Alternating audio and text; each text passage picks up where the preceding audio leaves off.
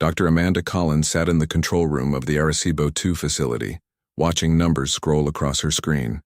It was 3 in the morning, and she was alone except for the hum of computers and the distant sound of Puerto Rico's ocean waves. She had been a radio astronomer for 12 years, listening to space for signs of life. But tonight felt different. The signal came through at exactly 3:17 a.m. At first, Amanda thought it was interference from a satellite or maybe a military test. The pattern was unlike anything she had seen before. Instead of the usual random noise from space, this signal had structure, purpose, and, most strange of all, it seemed to be using quantum frequencies that humans had only theorized about. Amanda called her colleague Jake Morrison, waking him up at his home 20 miles away. Jake was the best decoder they had, someone who could find meaning in the most complex patterns. When he arrived an hour later, still wearing his pajamas under his lab coat, Amanda showed him the signal. "This is impossible," Jake said, staring at the data. "This signal is using quantum entanglement for communication. We can barely do that in our labs, and this is coming from deep space." They worked together for 6 hours, feeding the signal through every translation program they had. Most of the data seemed like gibberish, but slowly patterns emerged. The AI translation system began to recognize mathematical concepts, then basic words, then entire sentences. What they found made them both sit in stunned silence. The message was a desperate plea for help. It came from something called the Zephyrian Alliance, which seemed to be a group of 17 different alien species. They were asking for immediate military help against something called the Void Devourers. These Void Devourers were described as ancient machines that moved from star system to star system, eating everything in their path. The message contained detailed star maps showing where these machines were now and where they were heading. According to the data, the Void Devourers would reach the Zephyrian homeworlds in less than 6 months. But what made Amanda's blood run cold was the trajectory shown on the maps. After consuming the Zephyrian systems, the machines would continue in a straight line toward a small yellow star on the edge of the galaxy, Earth's star. Jake double-checked the calculations 3 times. There was no mistake. If these Void Devourers were real, and if they followed the path shown in the message, they would reach Earth's solar system in approximately 2 years. Who was this message meant for? Amanda asked, though she was afraid of the answer. Jake pulled up more of the translated text. Something called the Altrurian Empire. The message describes them as having thousands of warships powered by antimatter engines. The Zephyrians are begging them to send their 5th fleet to help stop the Void Devourers. Amanda felt sick.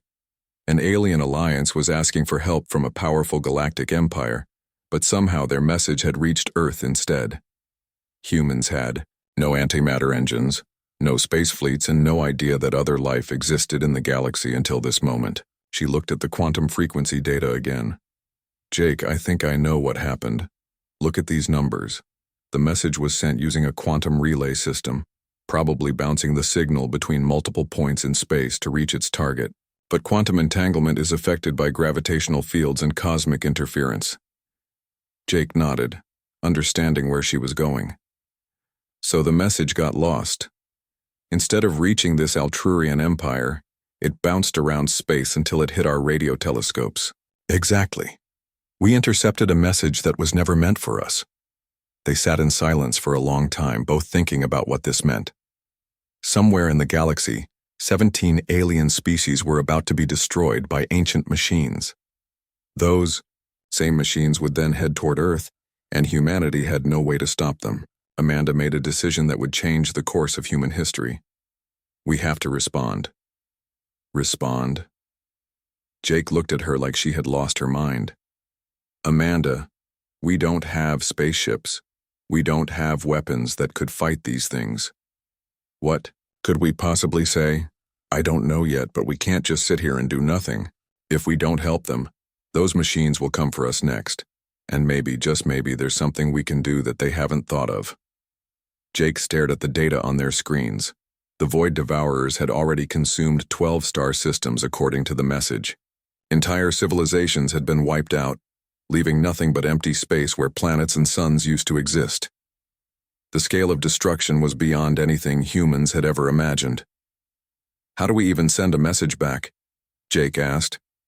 Amanda was already working on that problem. The quantum frequency is still active.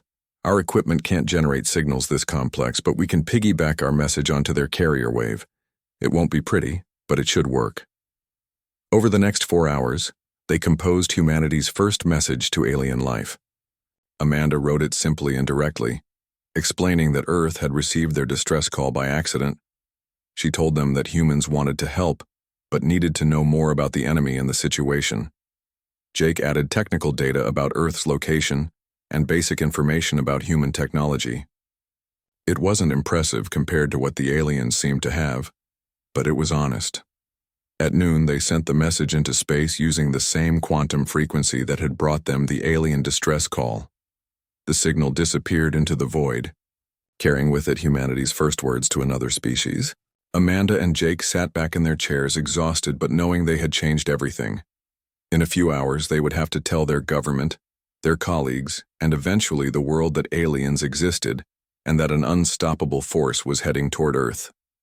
But for now, they waited for a response, hoping that somewhere in the darkness of space someone would hear their message and realize that the species they had never heard of before might just be willing to help save the galaxy.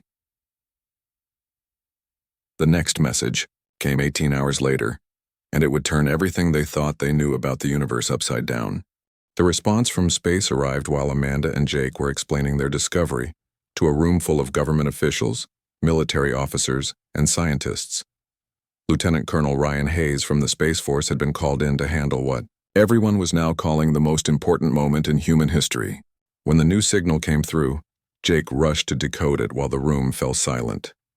What they heard changed everything they thought they knew about their place in the universe. The voice that came through the translation system was clearly not human, but the words were careful and precise.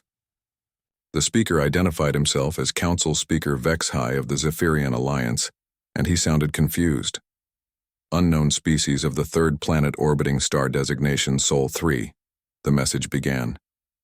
We have received your transmission claiming to be willing to assist in our conflict with the Void Devourers. However, our records show no contact with your species, and we are puzzled by your offer of aid. The message we sent was intended for the Altrurian Empire, who possess the military capability to assist us. Please clarify your position. Colonel Hayes looked at Amanda. What do we tell them? Amanda took a deep breath and composed humanity's second message to alien life. She explained that Earth had intercepted their distress call by accident, that humans had never made contact with alien life before, and that they understood the message was meant for someone else. But she also made it clear that humanity wanted to help however they could. The response came back faster this time. Vexhai's voice carried a tone that the translation system interpreted as surprise and something that might have been hope. Species of Sol 3, designation human, we are grateful for your offer, but we must inform you of the gravity of our situation. The Void Devourers are not merely weapons or ships. They are ancient constructs, possibly millions of years old, that consume entire star systems for energy. They have destroyed civilizations far more advanced than what your initial transmission suggests your species possesses. Over the next several days, a steady exchange of messages began between Earth and the Zephyrian Alliance. Dr. Lisa Chen, a quantum physicist from MIT, was brought in to help stabilize the communication link and improve the translation systems. What humans learned painted a picture of a galaxy far more complex and dangerous than anyone had imagined. The Zephyrian Alliance was made up of 17 different species, some that breathed oxygen like humans, others that lived in methane atmospheres or the vacuum of space itself. They had been working together for over 3,000 years, sharing technology and knowledge. But even their combined knowledge and technology had proven useless against the Void Devourers. These ancient machines moved from system to system, in perfect formation, stripping planets down to their cores and absorbing the energy from stars themselves. They left behind nothing but empty space and cosmic dust. The Void Devourers follow patterns, Vexhai explained in one transmission. They move in straight lines between targets, harvesting everything in their path. We have tried every weapon we know, every strategy our greatest minds can devise. Nothing works. They adapt to our attacks within minutes and continue their advance. The Altrurian Empire, the species the original message had been meant for, was apparently the most powerful military force in the galaxy. They had fleets of ships, powered by antimatter and weapons that could crack planets, but according to HFY, even they were reluctant to face the Void Devourers directly. The Alturians have fought the Devourers before, the alien leader explained. They lost entire fleets and barely escaped. That is why we sent the message asking for help. If the Alturians cannot stop them, we fear nothing can. Colonel Hayes gathered his staff to discuss what humanity could possibly contribute to this situation. Earth's most advanced spacecraft were still using chemical rockets. The International Space Station was the pinnacle of human space technology, and it orbited just a few hundred miles above the planet. Compared to civilizations that could travel between stars, humans were barely more advanced than cavemen. But Dr. Lisa Chen had an idea that would change everything. What if our limitations are actually advantages? She asked during one of the strategy meetings. Every alien species they've encountered thinks the same way. They build bigger ships, more powerful weapons, better shields. But what if the solution isn't about having better technology? Jake looked up from his translation work. What do you mean? Lisa pulled up the tactical data the Zephyrians had shared. Look at these battle reports. Every species fights the same way. They meet the Void Devourers head-on with their best ships and strongest weapons. When that doesn't work, they retreat and try the same thing again with more ships. Colonel Hayes began to understand. You're talking about asymmetric warfare. Exactly. Humans have thousands of years of experience fighting enemies that were bigger, stronger, and better equipped than we were. We learned to use guerrilla tactics, misdirection, and psychological warfare. We learned to turn our weaknesses into strengths. The room fell silent as everyone considered this possibility.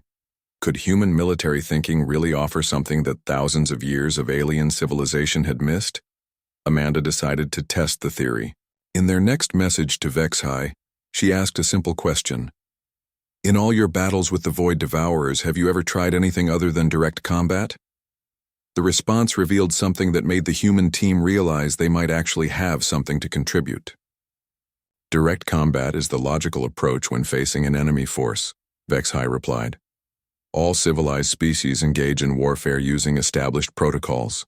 We mass our strongest ships against their strongest ships and attempt to achieve victory through superior firepower or technology. Is there another way? Dr. Chen smiled for the first time in days. Oh, there are definitely other ways. Colonel Hayes made a decision that would commit humanity to its first interstellar conflict. HFY, he dictated to Amanda for the next transmission. We would like to propose an exchange. We will share our knowledge of unconventional warfare tactics in return for some basic technology that might allow us to actually participate in the defense of your worlds. The aliens' response came with what the translation system identified as excitement. This is most irregular, but our situation is desperate. We are willing to consider any proposal that might help us survive the coming attack. What do you require from us? And with that simple question, humanity took its first step toward becoming a galactic power, armed with nothing but creativity, stubbornness, and 4,000 years of experience in fighting impossible odds. 3 weeks after first contact, Captain Alex Rodriguez found himself staring at holographic displays that showed tactical information from battles fought light years away. The Zephyrians had shared their basic technology package as promised, and human engineers were working around the clock to understand systems that seemed like magic. Alex was a military strategist who had spent 20 years studying every conflict in human history. Now he was applying those lessons to an enemy that had never been defeated, and battles fought in 3 dimensions of space. The challenge excited him more than anything he had ever encountered. The Zephyrian tactical data was extensive, but depressing. Every engagement with the Void Devourers followed the same pattern. The aliens would deploy their ships in standard formations, engage the enemy at maximum range with their most powerful weapons, and watch in horror as the ancient machines adapted to their attacks within minutes. They're thinking like a traditional military, Alex explained to the joint human-alien strategy session via quantum link. They see a problem and apply more force to solve it. When that doesn't work, they apply even more force. Vexhi's translated. Voice carried confusion. This is the logical approach to warfare. How else would one engage an enemy? Alex smiled. Let me tell you about a human named David who fought a giant named Goliath. Over the next several hours, Alex walked the alien commanders through thousands of years of human military innovation. He explained how smaller forces had defeated larger ones, how terrain and timing could overcome technological superiority, and how psychological warfare could be more effective than the biggest guns. The aliens were fascinated and horrified in equal measure. The concept of guerrilla warfare, where soldiers hid among civilian populations and struck without warning, was completely foreign to their way of thinking.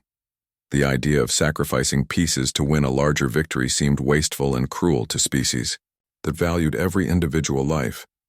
But as Alex continued his lessons, some of the alien commanders began to understand the possibilities. You are suggesting that we do not meet the Void Devourers in direct combat? Asked Commander Zextor of the Helix Confederation, one of the Alliance's member species. I'm suggesting you never let them have the battle they're designed to win, Alex replied. These machines have spent millions of years perfecting their ability to destroy fleets in open space combat. So don't give them fleets in open space. While Alex worked on strategy, engineer Katie Bell was leading the most ambitious crash program in human history. The Zephyrians had shared blueprints for their basic technologies, but Katie quickly realized that humans couldn't build the massive warships that other species used. Earth simply didn't have the resources or infrastructure for that kind of construction. But Katie had a different idea. What if we don't try to match their technology? She asked her team of engineers and programmers. What if we focus on what humans do better than anyone else in the galaxy? The answer came from an unexpected source. Dr. Lisa Chen had been studying the Zephyrian AI systems and found them surprisingly limited. Despite being thousands of years ahead of humans in most areas, their artificial intelligence was designed to be predictable and safe. The aliens had deliberately limited their AIs to prevent them from becoming threats. Humans, on the other hand, had been developing increasingly sophisticated AI systems that were designed to learn, adapt, and think creatively. Earth's AIs were trained on human behavior, including all the unpredictable, irrational, and creative aspects of human nature. Katie's team began designing what they called ghost drones. These were small, fast ships equipped with the most advanced AI systems humanity could build. Each drone was only about the size of a fighter jet, but they carried something no alien species had ever put into space: artificial minds that could think like humans. The ghost drones were programmed with every military tactic Alex could teach them, but more importantly, they were designed to improvise. Unlike the predictable AI systems used by other species, the ghost drones could make decisions that seemed random but followed deeper patterns of human logic. Testing the first prototype revealed something that excited Katie beyond anything she had hoped for. The drone didn't just follow its programming. It began developing new tactics on its own, combining different strategies in ways that surprised even its creators. It's learning the way humans learn, Katie reported to Colonel Hayes. It makes mistakes, adapts, and tries new approaches. It's unpredictable in ways that might actually work against an enemy that adapts to predictable attacks. Meanwhile, the situation in Zephyrian space was growing desperate. The Void Devourers had accelerated their timeline and would reach the outer colonies in less than 3 months. Vexhi's messages carried increasing panic as refugee ships fled toward the inner systems. We have evacuated 12 worlds already, the alien leader reported. The Devourers are moving faster than our calculations predicted. They seem to be targeting our most populated systems first. Alex studied the new movement patterns and realized something that chilled him. They're not just consuming systems for energy. They're learning about you. Each attack teaches them more about your capabilities, your tactics, your weaknesses. This revelation led to Alex's most important insight. The Void Devourers weren't just ancient weapons. They were ancient learners, constantly updating their knowledge base with information from each species they encountered. No wonder they had become unbeatable. They had the combined tactical knowledge of millions of civilizations, but that might also be their weakness. Every species they've fought has been logical, predictable, and civilized, Alex explained to his team. They've learned to counter every rational military strategy in the galaxy, but they've never encountered humans. Katie's ghost drones were equipped with something unprecedented, the ability to be deliberately irrational. They could sacrifice themselves for no tactical gain, attack targets that made no sense, and retreat from winning battles. To a logical mind, these actions would seem like malfunctions. To human military thinkers, they were classic misdirection. The final breakthrough came when Dr. Lisa Chen figured out how to weaponize human creativity itself. The ghost drones were programmed not just with military tactics but with human culture. They carried databases of music, art, literature, jokes, and stories. This cultural programming allowed them to make decisions that followed emotional logic, rather than pure tactical logic. The Void Devourers adapt to patterns they can understand, Lisa explained. But how do you adapt to a military force that attacks because a song made them feel brave, or retreats because a poem reminded them of home? With less than 2 months until the Void Devourers reached the Zephyrian core worlds, humanity began the largest manufacturing effort in its history. Every major industrial nation contributed resources and facilities to building the Ghost Drone fleet. The drones were small enough that thousands could be built in the time it would take to construct a single traditional warship. As the first completed squadrons of Ghost Drones underwent final testing, Colonel Hayes received a message that would change everything once again. Human command. Vexhi's voice carried new hope for the first time in months. Our long-range sensors have detected 7 of our fastest ships approaching your star system. We are sending our best scientists and a small refugee population to Earth. If your unconventional approach fails, we want to ensure that some record of our civilization survives.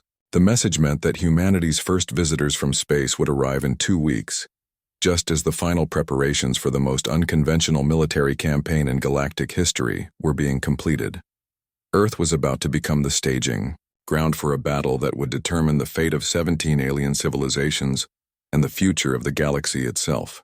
Commander Ben Parker stood on the observation deck of the hastily constructed orbital platform, watching 7 alien ships approach Earth.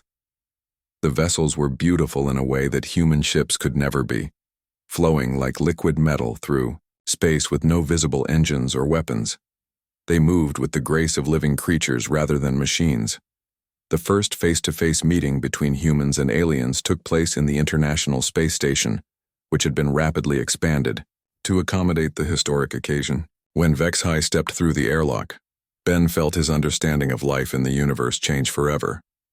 The Zephyrian leader was tall and slender, with skin that seemed to shift color based on emotion, and large eyes that held intelligence and sadness in equal measure. He moved carefully in the artificial gravity, clearly unused to such heavy conditions. Commander Parker, Vexhi said through a translation device that made his voice sound almost human. I thank you for welcoming us to your world. I confess that when we first received your messages, many of our people thought you were either very brave or completely insane. Ben smiled. Most humans would say we're both. The alien refugees who had come with the ships included scientists, engineers, and historians from all 17 species of the Alliance. They had brought with them samples of their technology, art, and culture, hoping that some record of their civilizations would survive, even if the Void Devourers could not be stopped. Dr. Amanda Collins found herself working alongside beings who had been studying the universe when humans were still living in caves. Yet somehow their combined knowledge had never produced a solution to the Void Devourer threat. We have tried everything our sciences could devise, explained Dr. Kethara, a crystalline being whose species communicated through harmonic vibrations.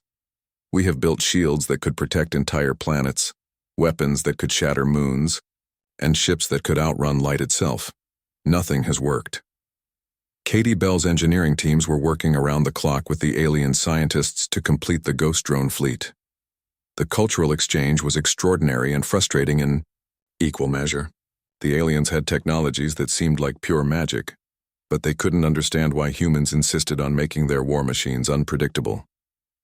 "Your artificial minds are designed to malfunction," observed Engineer Velnox, a being that looked like a living shadow. "Why would you create systems that do not operate at maximum efficiency?" Katie tried to explain the concept of creative thinking to a species that had eliminated randomness from their society thousands of years ago. Because sometimes the best solution isn't the most logical one. Sometimes you have to break the rules to win. The final ghost drone fleet numbered 10,000 units, each one small enough to fit in a shipping container but packed with more creative potential than any military system ever built. Each drone was unique, programmed with different aspects of human culture and different approaches to problem solving. Some were loaded with the tactical thinking of great human generals like Sun Tzu and Alexander the Great. Others carried the creative madness of artists and poets. A few were programmed with the stubborn determination of explorers and inventors who had refused to accept that something was impossible. Captain Alex Rodriguez spent his final days before deployment training alongside the Zephyrian military commanders. The cultural gap was enormous, but the aliens were learning to appreciate human approaches to warfare. "Your species has an unusual relationship with death," observed Admiral Tixvin during one strategy session. "You seem willing to sacrifice individuals to protect the group, but you also fight harder when your comrades are in danger. This is contradictory." Alex nodded. "That's what makes us human. We're full of contradictions. We'll die for strangers, but we'll also fight wars over the smallest differences. We're capable of incredible cruelty and incredible kindness, sometimes in the same moment. And you believe this contradiction is a strength? I believe it makes us impossible to predict. And that's exactly what we need against an enemy that has learned to counter every logical strategy in the galaxy." The message that changed everything came from the Zephyrian homeworlds, just as the combined fleet was preparing to depart. The Void Devourers had arrived ahead of schedule and were already beginning their attack on the outer colonies. "The pattern is the same as always," Vex High reported, his color shifting to deep blue in what humans had learned indicated despair. "They deploy in perfect formation, analyze our defenses, and begin systematic destruction. Our fleets are engaging them now, but we all know how this will end." Through the quantum communication link, the command center on Earth could monitor the battle in real time. The Zephyrian Alliance had assembled the largest fleet in their history, 17 different species fighting together with their most advanced weapons and tactics. The battle followed the same pattern that had been repeated across the galaxy for millions of years. The Alliance fleet engaged the Void Devourers at maximum range, unleashing everything they had. For a few minutes, it seemed like they might actually be doing damage. Then the ancient machines began to adapt. Within an hour, the Void Devourers had analyzed every weapon used against them and developed countermeasures. Their return fire cut through the Alliance fleet like a sword through paper. Ships that had taken decades to build were reduced to scrap metal in seconds. Ben watched the tactical displays with growing horror. Even with advance warning and months of preparation, the battle was going exactly as every other engagement with the Void Devourers had gone. The Alliance was losing, and losing badly. "They're withdrawing," reported the tactical officer, monitoring the quantum link. "The Alliance fleet is retreating to the inner system." Captain Rodriguez studied the enemy formations on the tactical display. The Void Devourers moved with perfect precision, every ship in exactly the right position to maximize their effectiveness. It was beautiful and terrifying at the same time. "They're machines," he said quietly. "Perfect, logical machines that have learned from millions of battles. But they're still machines." He turned to Commander Parker. "It's time to show them something they've never seen before." The combined human-alien fleet departed Earth orbit, carrying the hopes of 17 civilizations and the creative chaos of humanity. 17 heavy cruisers from the Zephyrian Alliance, each one a masterpiece of alien engineering, accompanied by 10,000 tiny ghost drones that looked like toys in comparison. As they approached the battle zone, Captain Rodriguez activated the human fleet with a simple command that would have been impossible in any other military force in galactic history. "Ghost drones, you are free to engage the enemy using any tactics you deem appropriate." Ignore standard military protocols. Think like humans. Make them wonder what the hell we're doing. 10,000 artificial minds that had been taught to think like the most unpredictable species in the galaxy received their orders and began to plan attacks that no logical system could have anticipated. The real battle for the galaxy was about to begin. The Void Devourers detected the approaching fleet exactly as Captain Rodriguez had expected them to. The ancient machines immediately began analyzing the new ships, cataloging their weapons, armor, and tactical formations. Their response was swift and logical. Deploy their most effective countermeasures and prepare to destroy another enemy fleet. But the ghost drones didn't behave like any fleet the Void Devourers had ever encountered. Instead of forming battle lines or executing coordinated attack patterns, the 10,000 human-designed drones scattered in seemingly random directions. Some flew directly at the enemy in apparent suicide runs. Others retreated before firing a single shot. A few began spinning in circles for no apparent reason. Commander.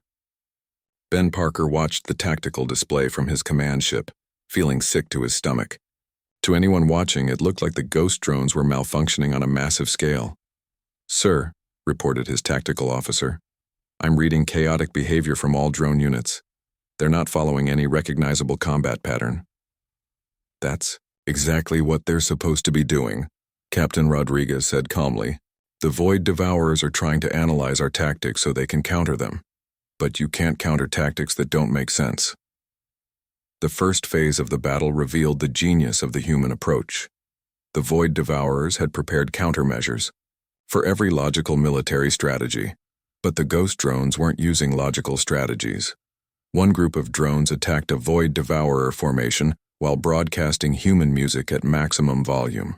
Another group retreated from a winning position because their AI decided that the enemy formation looked like a sad face, and they felt sorry for it. The ancient machines found themselves trying to adapt to behaviors that followed no recognizable pattern. Their perfect tactical algorithms began making errors as they attempted to counter strategies that weren't really strategies at all.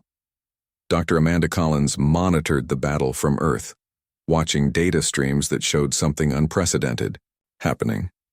The Void Devourers were hesitating. For the first time in millions of years, they were encountering an enemy they couldn't immediately understand. "The drones are using emotional logic," she reported to Colonel Hayes.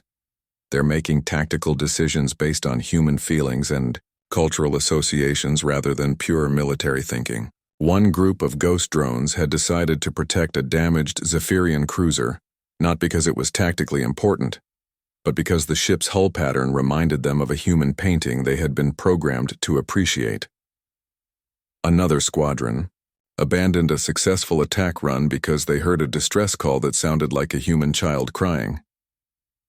The Void Devourers' perfect coordination began to break down as they encountered behaviors they had never seen before. Their adaptive algorithms were designed to counter logical responses, but they had no framework for understanding why an enemy would sacrifice tactical advantage to save a ship that looked pretty. Vexhi's voice came through the quantum link, with something that might have been hope. "Human command, our sensors show the Void Devourers are not adapting to your attacks as quickly as usual.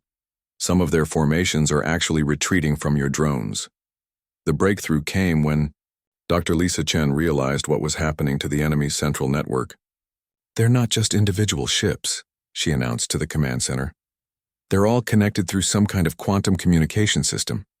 Each ship shares what it learns with all the others." Captain Rodriguez understood the implications immediately. "So if we can confuse one of them, we confuse all of them." The second phase of the battle began with the most audacious plan in military history. Instead of trying to destroy the Void Devourers, the ghost drones began trying to drive them insane. Squadrons of drones started broadcasting everything that made humans uniquely human. They transmitted music, poetry, jokes, stories, and philosophical arguments. They sent recordings of human laughter, human tears, and human dreams. They flooded the Void Devourer network with the beautiful chaos of human culture. The ancient machines had spent millions of years learning to be perfectly logical and efficient.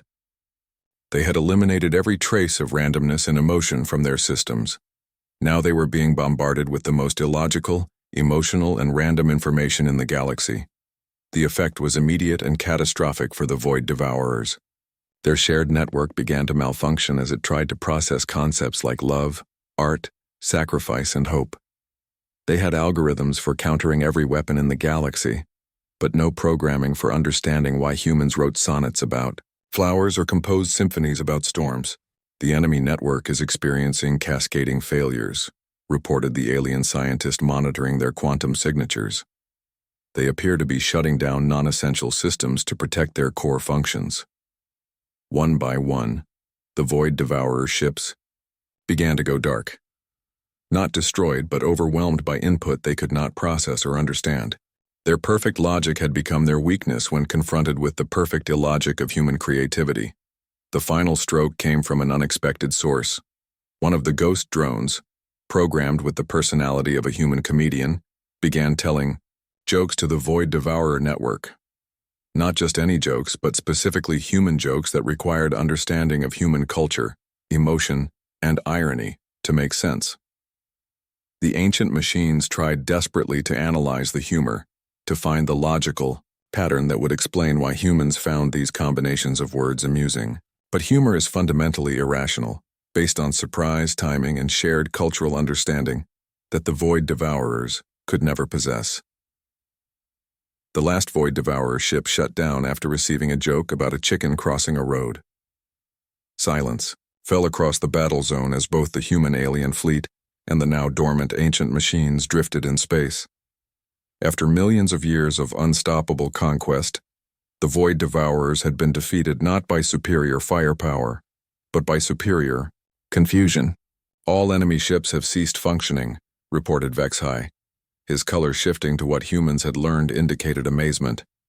Our sensors show they are still intact, but their systems appear to be in some kind of protective shutdown mode. Colonel Hayes smiled as he composed humanity's most important message yet. Zephyrian Alliance, this is Earth Command. The immediate threat has been neutralized. The Void Devourers are not destroyed, but they appear to be unable to process human cultural input. We recommend keeping them in this state while we develop more permanent solutions. The aftermath of the battle changed the galaxy forever. News of humanity's victory spread to every civilized system, carried by refugee ships and quantum transmissions. The species that no one had heard of 6 months ago had accomplished what the greatest military powers in galactic history had failed to do. The Altrurian Empire, the powerful force that the original message had been meant for, sent their own message to Earth 3 weeks later. To the humans of Sol 3, their transmission began. We request an audience with the species that has achieved victory where we could not. The galaxy has much to learn from your unconventional approach to warfare. Dr. Amanda Collins stood in the same control room where she had first detected the alien distress signal, but now it buzzed with activity as Earth's first interstellar communications center. Messages came in daily from species across the galaxy, all wanting to establish diplomatic relations with humanity. It's funny, she said to Jake Morrison, who had been promoted to Director of Alien Relations. We intercepted one message by accident, and now we're at the center of galactic civilization. Jake smiled as he worked on translating the latest batch of congratulations and meeting requests from alien governments. I guess sometimes the wrong message reaches exactly the right people. Vexahai had remained on Earth as the first alien ambassador to humanity, working to establish formal relations between the Zephyrian Alliance and Earth. In his final report to his homeworlds, he wrote something that would become famous throughout the galaxy. The humans do not think as we do. They are chaotic where we are ordered, emotional where we are logical, and creative where we are efficient. These traits, which we might consider weaknesses, have proven to be their greatest strengths. The galaxy is safer because one species never learned to be perfectly logical. As Amanda watched the sun set over Puerto Rico, she reflected on how much the universe had changed. Earth was no longer alone, humanity was no longer unknown, and the galaxy was no longer terrorized by an unstoppable force, all because a message that was never meant for humans had found its way to the one species crazy enough to answer it with a joke and a promise to help save everyone. The stars looked different now, full of friends instead of empty space, and Amanda knew that humanity's greatest adventures were just beginning.